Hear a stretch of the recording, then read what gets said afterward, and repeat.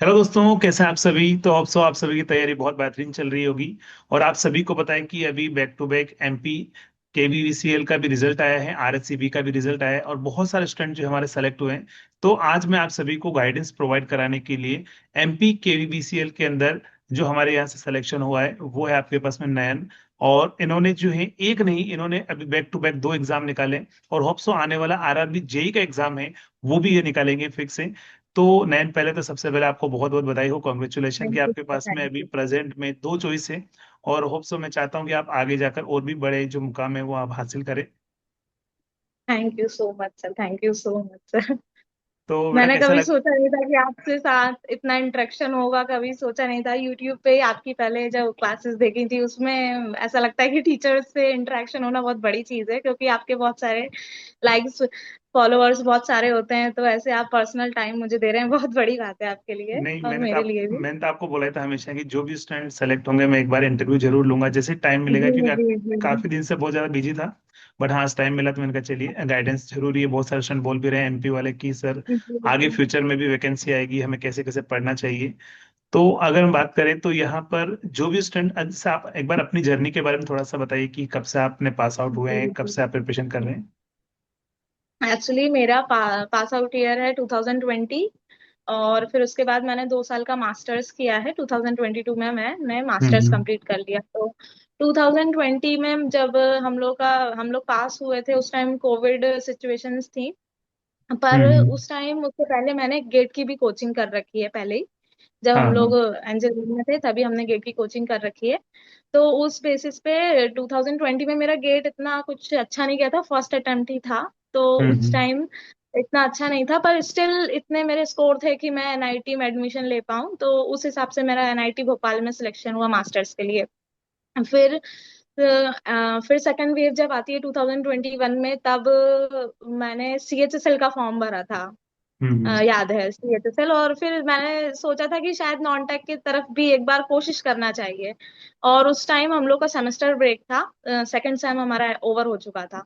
तो फिर मैंने सीएचएसएल की तैयारी लगभग 1 महीना पहले ही थोड़ी आंखें खुली कि हाँ करना चाहिए, तो वो करा। तो उसमें भी फर्स्ट टायर हो गया था, और फिर उसके बाद हम्म। सेकंड भी हो गया था। उसके बाद प्रोएफिशिएंसी टेस्ट जो भी थे वो सब भी हो गए थे। बस जो फाइनल रिजल्ट था उसमें डॉक्यूमेंट वेरिफिकेशन भी हो गया था उसमें। अच्छा बस जो अच्छा। फाइनल रिजल्ट था उसमें उसमें नहीं हुआ था। फिर उसके बाद, पर फाइनल में ही नहीं होता है हमेशा, मेरा जब भी होता है। फिर उसके बाद और भी स्टेट एग्जाम्स दिए हैं नॉन टेक्निकल के। पर ये था मेरे साथ सीएचएसएल में सबसे बड़ी गलती, जो भी एक कैंडिडेट कर देता है, कि ओवर कॉन्फिडेंस में आ जाता है कि अब हम्म। मेरा एक हो गया, मुझे कुछ करने की जरूरत नहीं है। सबसे बुरी चीज, सबसे बुरी चीज मैं यही बोलूंगी। तो उस टाइम सीएचएसएल जब हो गया था तो मुझे तो सोचना चाहिए था कि मैं एनआईटी से मास्टर्स कर रही हूँ, उसके बाद मैं सीएचएसएल में इतना ज्यादा अपने आप को कैसे देख सकती हूँ कि मैं इसमें कर रही हूँ। फिर उसमें भी हो गया था। फिर लास्ट में मेरा रिजल्ट नहीं आया, मैं बहुत दुखी थी। फिर उसके बाद सीजीएल का मेरा 2 दिन बाद ही पेपर था। हम्म। सीजीएल का पेपर मैंने प्री बिना प्रिपरेशन के दिया, स्टिल वो निकल गया था मेरा प्री। फिर मैंने सीजीएल की तैयारी करी मेंस की, पर मेंस नहीं हो पाया। फिर उसके बाद स्टेट एग्जाम थे कुछ, वो दिए, फिर उसमें भी हो गया था। हम्म। फिर उसमें उसमें कुछ घोटाला से रिलेटेड कोई चीज हुई, तो उसमें फिर 1 साल वैकेंसी लटकी रही। पर स्टिल मुझे उस टाइम भी तैयारी करनी चाहिए थी, तो मैंने उस टाइम भी तैयारी छोड़ दी कि अब ठीक है, अब वो तो गया है। फिर फाइनली जब डॉक्यूमेंट वेरिफिकेशन हुआ, तो उसमें मुझे डॉक्यूमेंट वेरिफिकेशन में बाहर कर दिया स्टिल अगेन। उसमें नंबर भी मेरे बहुत अच्छे थे, स्टिल कुछ कमियां थी जिसके कारण मैं डॉक्यूमेंट वेरिफिकेशन में बाहर कर दिया। तो फिर बहुत ज्यादा झटका लगा था कि इतना टाइम मैंने बर्बाद कर दिया। हम लोग बहुत सारे लीडर्स से मिलते रहते थे उस टाइम, क्योंकि आंदोलन भी चलते रहते थे। तो उससे हम्म। रिलेटेड तो बहुत खराब सिचुएशन थी। पर उसके बाद मैंने सोचा शायद गवर्नमेंट मेरे लिए है ही नहीं। तो फिर मैंने अच्छा, पाइथन आपने लैंग्वेज और आपने जो एक्चुअल एईजी की प्रिपरेशन कब से स्टार्ट की थी, मतलब आपने नॉन टेक्निकल भी मतलब हर एक फील्ड में आपने तैयारी की है, लेकिन हाँ स्पेशली हाँ। एईजी को कब से टारगेट किया था। एक्चुअली सितंबर लास्ट में जब सब सब इंजीनियर की वैकेंसी आई थी, जब से ही हम्म। मैंने फिर अपना वो पाइथन और एसक्यूएल, ये जब जो भी मैं चीजें सीख रही थी वो सब खत्म किया। फिर उसके बाद मैंने ये, उस टाइम भी जब एग्जाम फॉर्म भरने की लास्ट डेट थी उस पे मैंने फॉर्म भरा। फिर उसके बाद हार्डली 20-25 दिन होंगे मेरे पास, उसमें फिर मैंने हम्म। अपना गेट की बुक निकाली और गेट की कॉपी, जो भी नोट्स थे उससे तैयारी करी। पर हम्म। आपको तो जैसे पता ही है, एई जेई जो स्टेट एग्जाम्स होते हैं, और जो भी आरआरबी भी जो है, और एसएससी भी जो है, उससे गेट गेट कॉन्सेप्ट होता है, और ये थोड़ा रटने वाली चीजें भी रहती हैं, और बहुत सारी हम्म और भी फैक्चुअल डेटा ज्यादा पूछता है। तो फिर उस टाइम सब इंजीनियर के टाइम मेरे पास टाइम बहुत ज्यादा कम था। स्टिल मैंने एक बार गेट के नोट्स तो गो थ्रू कर ही लिए थे। फिर आपका मैंने, हाँ, तभी से मैंने आपको देखना शुरू किया है। आपका शायद उत्कर्ष क्लासेस की आपकी वो प्लेलिस्ट पड़ी हुई थी यूट्यूब पे। मैंने कुछ तो पढ़ाया था मैंने वहां पर। उसी से, हाँ हाँ, आपने वहां से पढ़ाया था, तो मैंने वही आपके मशीन्स के सारे लेक्चर देखे और अपनी कॉपी में रफ नोट्स बनाए थे, एकदम रफ, जितना बेसिक हो सकता था उतना बेसिक मैंने हर चीज नोट नोट डाउन करी। और फिर उसके बाद उसी से उसी को समझ लिया कि अब यही है जो भी है, क्योंकि टाइम बहुत कम था। और बहुत सारे, और मेरा 2 साल हो गए थे मेरा टेक्निकल छूटा हुआ था। हम्म तो इसके इसलिए फिर मैंने आपकी वही क्लासेस करी थी। और उसके बेसिस पे ही फिर मैंने पेपर दिया था वो वाला सब इंजीनियर। फिर उसके बाद उसमें स्कोर अच्छा रहा था मेरा, तो मुझे हम्म विश्वास था कि मेरा हो जाएगा उसमें।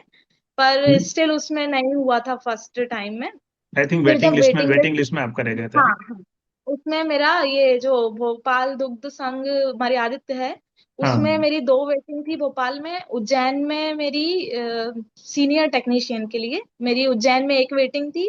ऐसे ही हम्म 2 जगह वेटिंग थी मेरी।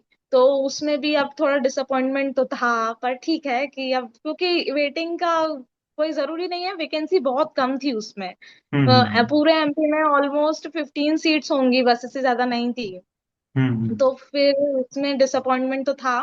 पर फिर, और फिर आरआरबी का भी नोटिफिकेशन आ गया, फिर आरआरबी प्री का भी मैंने डाला, फॉर्म डाला उसका भी। फिर उसका प्री भी क्वालिफाई हो गया था, अच्छा स्कोर रहा उसमें भी। फिर उसके बाद, पर उस टाइम के बाद से, जब से मुझे वो लगा, जब से मैंने बस ये सोच लिया कि मुझे अब रुकना नहीं है। अब अभी भी इस सिचुएशन में भी, अभी जब 2 मेरे पास हाथ में है लेटर, उसके बाद भी मैं हम्म। सोच रही हूँ कि अभी रुकना नहीं है, अब करते ही जाना है। नहीं, डेफिनेटली लाइफ में अगर देखो ग्रोथ अगर दिखती है ना कि चलो हमें मुझे हाँ ये करना है, तो, तो एक थोड़ा सा वो लगता है कि चलो हमें इंटरेस्ट बना रहता है। नहीं तो एक बार अगर आपने जॉब कर लिया, सब कुछ कर लिया, फिर उसके बाद में फिर वो इंटरेस्ट खत्म हो जाता है पढ़ाई का, क्योंकि जॉब के साथ में पढ़ाई करना थोड़ा सा वो डिफिकल्ट भी रहता है। नहीं, तो इसलिए मैं तो अभी सोच के रखी हूँ कि अभी भी मुझे और आगे जाना है, और भी आगे चीजें करनी है, अभी रुकना नहीं है अभी किसी भी तरीके से। तो देखो आपने नयन, आपने बहुत ज्यादा स्ट्रगल किया है, जिस हिसाब से आपने बताया अपनी कहानी के हाँ, बारे में कि स्ट्रगल। आपने टेक नॉन टेक हर एक फील्ड में आपने स्ट्रगल किया है। ऐसे बहुत सारे स्टूडेंट हमारे भी हैं जिन्होंने आरआरबी का एग्जाम दिया है, जो आप ही के साथ वाले हैं, बट किसी का एग्जाम मान लो 2 मार्क्स 3 मार्क्स 5 मार्क्स से नहीं हो पा रहा है। तो उन्हें क्या बोलना चाहेंगे आपकी वो सारे सर बोलते हैं सर मुझे छोड़ देना चाहिए, मुझे नॉन टेक की प्रिपरेशन कर लेनी चाहिए, तो उन्हें क्या बोलना है जब। अगर आप बहुत नैरो स्केप में हो, कि आप बहुत कम नंबर से रह जा रहे हो, तो आपको बिल्कुल ट्राई करना चाहिए। क्योंकि कभी कभी लक भी रहता है कि कभी स्टार्स अगर अलाइन हो गए, तो सारा फिर एक साथ, सारी आएंगे आपके हाथ में, सारे ऑफर लेटर्स आएंगे फिर एक साथ। तो इसलिए कभी कभी आपको अपने कर्म पे विश्वास कर रखना चाहिए, बाकी जो होगा वो सब देखा जाएगा। पर आप बिल्कुल, अगर नैरो स्केप में हो, तो आप बिल्कुल तैयारी करना चाहिए, बिल्कुल करना चाहिए आपको। हाँ, डेफिनेटली मैं भी स्टूडेंट को हमेशा यही बात बोलता हूँ कि failure is the key of नहीं, बहुत सक्सेस। सारी चीजें, स्ट्रेस लेवल और ये सेल्फ डाउट, ये सब चीजें बहुत ज्यादा मेरे साथ तो बहुत ज्यादा रहा है ये सब चीजें। क्योंकि एग्जाम के 2 दिन पहले भी कभी कभी लगता है कि होगा या नहीं होगा, सिर्फ इतनी सीट्स हैं। सीट्स का जो फोबिया है वो तो कभी नहीं रखना चाहिए। अपन विश्वास, अपने ऊपर विश्वास रखना चाहिए बस, कि हाँ, हमने पढ़ाई करी है, हमारा हो जाएगा, और नहीं भी हुआ तो भी इट्स ओके। पर स्टिल विश्वास रखना चाहिए कि होगा, होगा, बिल्कुल होगा। अगर मेहनत कर रहे हैं तो जरूर होगा। डेफिनेटली अगर आप किसी भी अगर एक ही अगर आप एक कोई एग्जाम को टारगेट बनाते हो और अगर आप कुछ समय देते हो ना, तो आगे जाकर कहीं ना कहीं आप उस एग्जाम को आराम से निकाल लोगे। लेकिन अगर आपने ऐसा सोचे ना शॉर्ट टाइम ड्यूरेशन का कि 3 महीने 6 महीने की हाँ प्रिपरेशन में करूं, एग्जाम निकल जाए, फर्स्ट अटेम्प्ट में एग्जाम में दो क्रैक हो जाए, दैट इज अच्छी बात है। फर्स्ट, लेकिन बहुत बार ऐसा होता है कि नहीं हो पाता है हमारा, तो हमें आगे फाइट करना हाँ, होता है उस चीज नहीं के हो लिए। पाता है, नहीं हो पाता। एक्चुअली क्या है, मेरी पहले गेट की प्रिपरेशन थी, तो उससे मुझे थोड़ा बेस मिल गया। उस हिसाब से मेरा हम्म फर्स्ट अटेम्प्ट में जो भी चीजें हैं वो कभी कभी हो जाती हैं। जैसे इस बार ये जो एमपी केवीवीसीएल का था, वो मेरा हम्म। फर्स्ट अटेम्प्ट ही था। सही। पर क्या है कि मेरी मेहनत पुरानी बहुत है, जैसे इंजीनियरिंग टाइम पे। और कोविड हम्म के टाइम पे ऐसी कोई वैकेंसी ऐसा चाहिए नहीं थी। तो इसलिए हम लोग को जो मिल रहा था नॉन टेक या जो भी था, हम सब में अप्लाई कर रहे थे कि हम सब में। और इससे इसके बीच में भी, इस जर्नी के बहुत बीच में, मैंने और भी बहुत सारे एग्जाम्स दिए हुए हैं।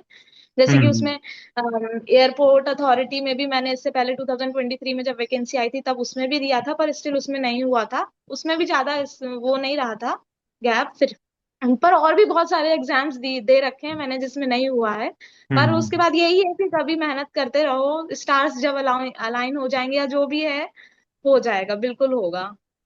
डेफिनेटली। तो देखो, आप सभी देख रहे होंगे कि नयन ने कितना स्ट्रगल किया है हर एक एग्जाम। आपका भी मन करता होगा टेक नॉन टेक, तो इन्होंने हर एक एग्जाम ट्राई कर लिया, लेकिन फाइनली जो है इन्होंने अपनी हिम्मत नहीं आ रही और लास्ट तक प्रिपरेशन की है। आप भी अगर आप लास्ट तक प्रिपरेशन करते हैं, डेफिनेटली आप एग्जाम को क्रैक करेंगे। तो नयन, आपने इन सभी एग्जाम की प्रिपरेशन में टेक और नॉन टेक के लिए क्या क्या रिसोर्सेज आपने फॉलो जी किए? बिल्कुल। जी जी बिल्कुल। टेक्निकल के लिए तो आपका बैच है ही मेरे पास, वो आरंभ बैच जो है उसमें मैंने हम्म। पहले, जब एक्चुअली आरआरबी के लिए तो मेरे पास टाइम था, इनफ टाइम हम्म। था। तो उसमें आपके मैंने वीडियोस देख रखे हैं सारे, और फिर वीडियोस एक ही बार देखे हैं, और जितने नोट्स बनाए हैं थोड़े रफ ही बनाए हैं मैंने, कोई फेयर एकदम अच्छे से नहीं बनाए हैं। हम्म। जितने भी मेरे रफ नोट्स हैं, बाकी जो आपके पीडीएफ है उसको मैंने गो थ्रू किया है हमेशा, और आपकी यूट्यूब पे जो भी मैराथन्स आती हैं मैंने बिल्कुल कोई भी नहीं छोड़ी है।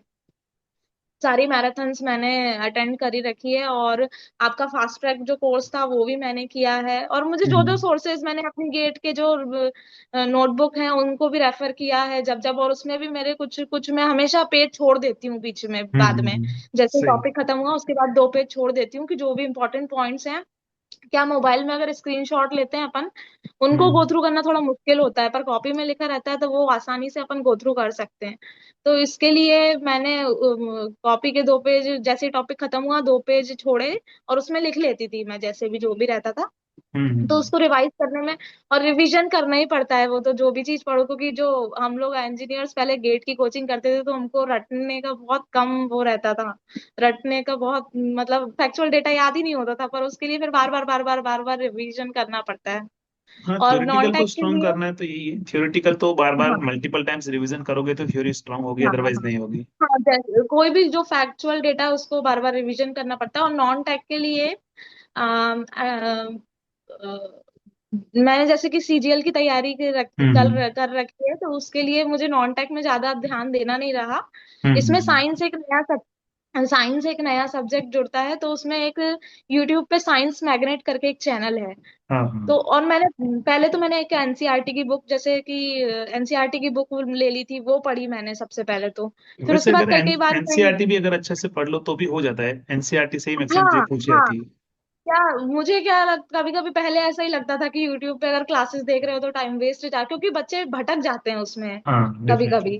तो इसलिए यूट्यूब पर मेरे में मैं कभी नहीं भटकी हूँ, ये सबसे अच्छी बात मुझे मेरी लगती है कि मेरे मैं भटकती कभी नहीं हूँ। तो हम्म। इसलिए साइंस मैग्नेट करके एक चैनल है, उससे साइंस पढ़ सकते हो आप।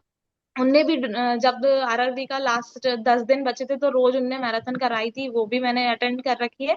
हम्म। और करंट अफेयर्स के लिए रवि स्टडी आईक्यू है, हम्म। उससे वो है ना, वो हर एक महीने की वो डाल देते हैं, 1-1.5 घंटे की क्लास या 2 घंटे की क्लास। सही। करंट अफेयर क्या बहुत सारा होता है, तो उसको आप सोचो कि पूरा का पूरा हो जाए तो नहीं हो नहीं, सकता है। वो तो उसमें स्टिल वैसे जो मेमोरी बेस्ड इम्पोर्टेंट, ही होते हैं कि कुछ चीजें याद हाँ रहेगी, नहीं कुछ वो, याद नहीं रहेगा। हाँ तो उसको किसी चीज से अगर आप लिंक कर लो तो वो बहुत अच्छे से याद रहती है। ये चीज फिर सही। मेरी अब धीरे धीरे आदत पड़ गई है कि किसी चीज से थोड़ा लिंक कर लेते हैं तो वो आसानी से याद हो जाती है। तो वो रवि स्टडी आईक्यू एक चैनल है, उससे हम्म। करंट अफेयर हो गया। और साइंस मैग्नेट क्या है, टायर 1 में मैंने साइंस अच्छे से पढ़ लिया था, बहुत अच्छे से पढ़ लिया था, तो मुझे सही। टायर 2 में इतनी जरूरत नहीं लगी, बस एक रिवीजन की।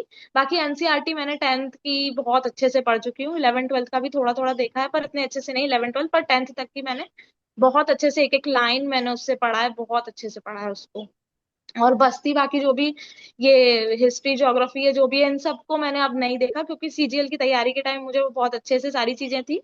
तो कुछ कुछ चीजें बस रिवीजन करी हैं, बाकी उसके लिए मैंने ऐसा कुछ नहीं किया है। अच्छा, अभी जैसे बाकी आप अभी आरआरबी का भी पेपर हुआ था, तो आपके सीबीटी वन में कितना स्कोर था लगभग, अगर हम बात करें? मेरा 79 के आसपास कुछ था, और परसेंटाइल मेरा 97 परसेंटाइल था उसमें। अच्छा, काफी अच्छा स्कोर है। तो अगर हम बात करें, जैसे हाँ बहुत सारे आपके जो फ्रेंड्स हैं वो इस साल एग्जाम देने वाले हैं, एसएससी जेई आरआरबी जेई का 25 के अंदर, तो उन्हें क्या बोलना चाहिए, चाहोगे कि कैसे कैसे उनको प्रिपरेशन करनी चाहिए अभी? एक्चुअली मैं जब पढ़ती हूँ तो मैं नॉन टेक और टेक दोनों को साथ में लेके चलना पड़ता है, तो मैं सुबह सुबह जैसे शाम के 5 बजे तक मैं क्या करती थी, दो कोई सब्जेक्ट उठा लिया है मैंने, कि हम्म। उनको पहले तो सिलेबस ही कवर करना पड़ेगा, फिर सिलेबस कवर जैसे ही हो जाएगा उसके बाद 2 सब्जेक्ट कोई भी ले लिए, उनको दिन भर में रिवीजन अच्छे से कर लिया, एकदम अच्छे से। फिर हम्म। उसके बाद शाम को आप 1 घंटा नॉन टेक को, मतलब 1 घंटा आप करंट अफेयर्स पढ़ लो, फिर आधा घंटा आप एनवायरमेंट पढ़ लो।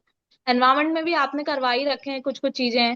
और वो हम्म। एनवायरमेंट वैसे भी इस बार जो हमने इतना सारा पढ़ा उसमें से तो कुछ आया नहीं, जो बेसिक क्वेश्चंस थे वही आए। इतना सारे जो भी एक्ट हुए और जो भी पूरे ईयर्स याद किए उसमें से कुछ भी नहीं पूछा गया था हाँ वो तो आरआरबी कभी में कभी तो। कभी कभार ऐसा मैं होता है ना मैं कि हाँ एग्जामिनर जो है वो बहुत बेसिक चीजें भी पूछ लेता है एग्जाम के अंदर, तो इस बार जो है बहुत हाँ, ज्यादा ही बेसिक चीजें पूछी गई थी। इस बार इल्यूमिनेशन से भी कुछ नहीं मिला, मेजरमेंट से भी कुछ नहीं मिला। वो ऐसा लग रहा था कि सिर्फ 2 या 3 टॉपिक है उसी में से सारा। पर आरआरबी हम्म। टायर 1 में भी कुछ इसी तरीके से साइंस में हुआ था। साइंस में जो बायोलॉजी से कुछ कुछ कुछ एक ही टॉपिक से रिलेटेड बहुत सारे क्वेश्चंस पूछ लिए थे।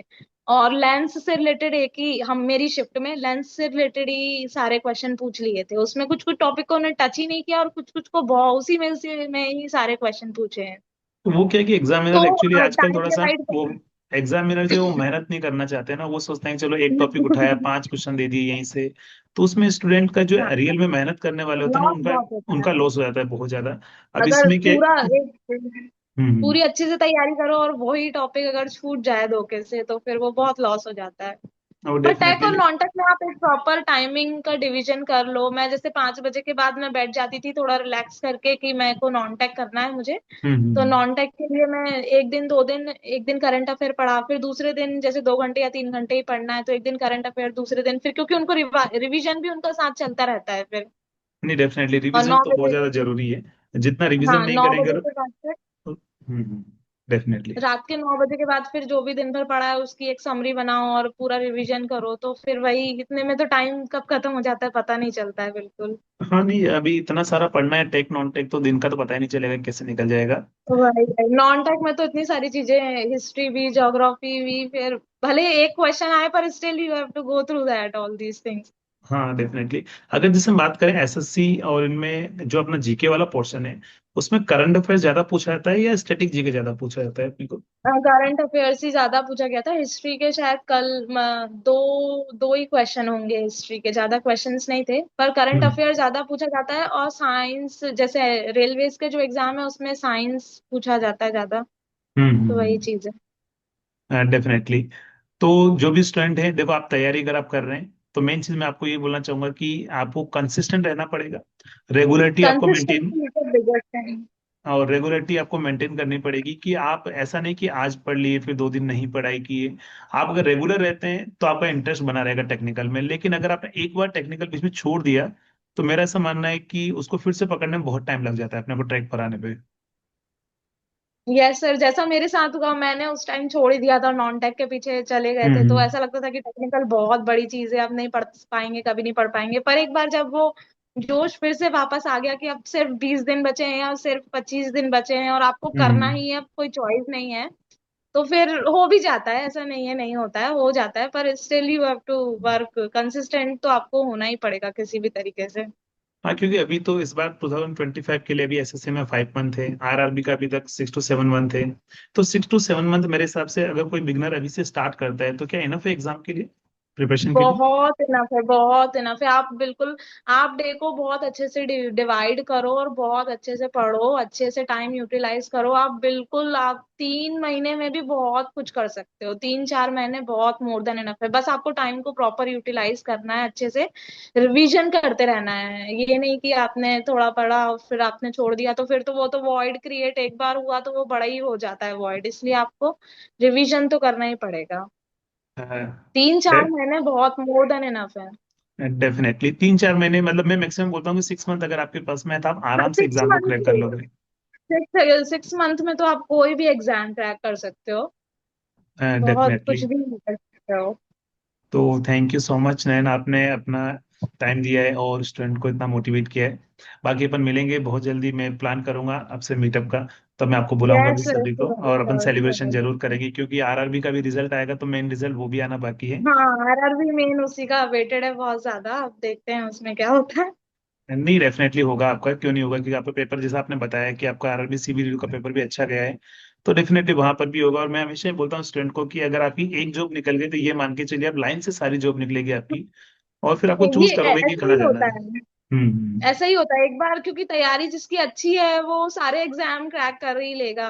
थोड़े डिफिकल्ट होते हैं पर एक्चुअली सबके लिए सेम ही होते हैं एग्जाम, किसी एक के लिए डिफिकल्ट या वो नहीं होता है, सबके लिए हम्म। सेम ही होते हैं। चलिए, तो थैंक यू सो मच। और मिलेंगे अपन। Thank you. आपको एक बार फिर से बहुत बहुत बधाई हो, अपने पेरेंट्स को सभी को थैंक मेरी यू। तरफ से भी बधाई बोलिएगा। और मैं बुलाता हूँ बिल्कुल जल्दी बिल्कुल। सेलिब्रेशन के लिए ना। जी जी जी okay. Thank thank you. You, thank you Nain.